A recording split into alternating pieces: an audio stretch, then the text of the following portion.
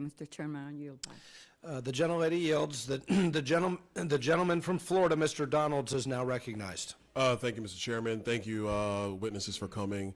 Attorney General Ellison, welcome back. Good to see you here as well. Let me be very clear with everybody here. I am the sponsor in the House for the bill that repeals the CFPB. So I want to just level set for a moment. I'm not a fan of the agency, never was. I actually am glad that members have talked about the history of how we got to this point.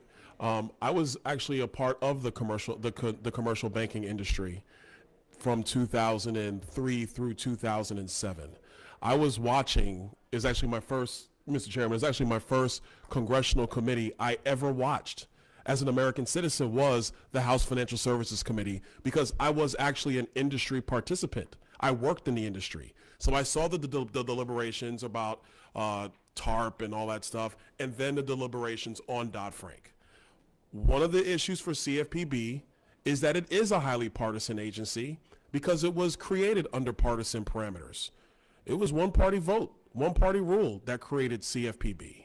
If you were to ask me if the CFPB is unconstitutional as a whole, I would say yes, because the way I view it, there is no oversight, obviously. Its funding comes out of the Fed. We all know that. If you ask Chairman Powell, he doesn't know how much money goes into the CFPB. A letter shows up, they say okay, they get their money, they go on about their business. So there is no oversight of CFPB at all writ large.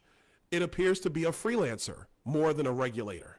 It goes and you know, it roams the countryside looking for products that may or may not pop up, and then it decides, frankly, at the direction of the director, if it likes the product or not. That is not a regulator. That is a freelancer. And so, a couple questions real quick. Mr. Hempler, do vehicle loans pose a systemic risk to the American economy? No. Mr. Johnson, do credit card late fees pose a systemic risk to the American economy? No.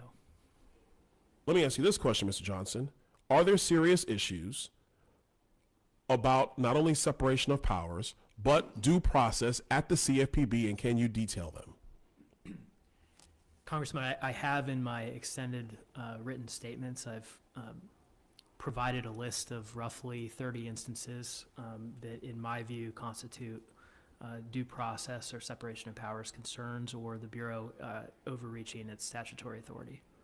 Can you go into detail about one of your comments where they pressured financial institutions to waive attorney-client privilege during supervisory examinations? Sure. So the Supreme Court has been very clear that when Congress enacts a statute, including the CFPB's enabling statute, if it wishes to abrogate a common law privilege, and especially one as foundational as attorney-client privilege, it must do so expressly. So there is no express abrogation in Title 10 of attorney-client privilege. In other words, the CFPB lacks authority to compel institutions in any capacity to waive attorney-client privilege. It's especially troubling in the context of supervisory examinations because all of that communication with the Bureau is secret and can't be made public. And so there's a ripe opportunity for the Bureau to pressure institutions in a non-public setting. Mr. Johnson, I got to cut you off.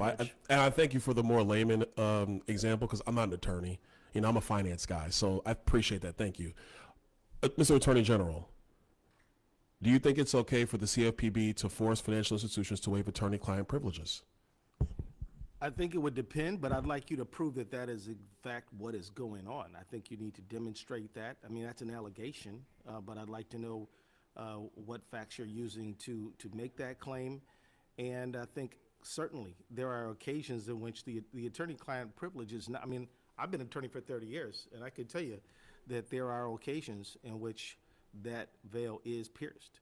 Depends. All right, I'm gonna ask you one final question, because actually in your testimony, and you've been citing it about the work that you did with CFPB, your state, and I forget the other state that was involved with respect to the student loan fraudsters.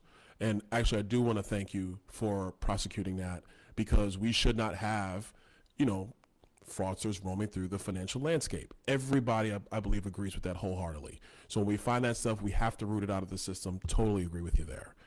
You also state that the CFPB civil penalty fund secured $95 million in refunds for the affected parties. That's right. Because the perpetrators obviously didn't have the funds to pay people back. Right.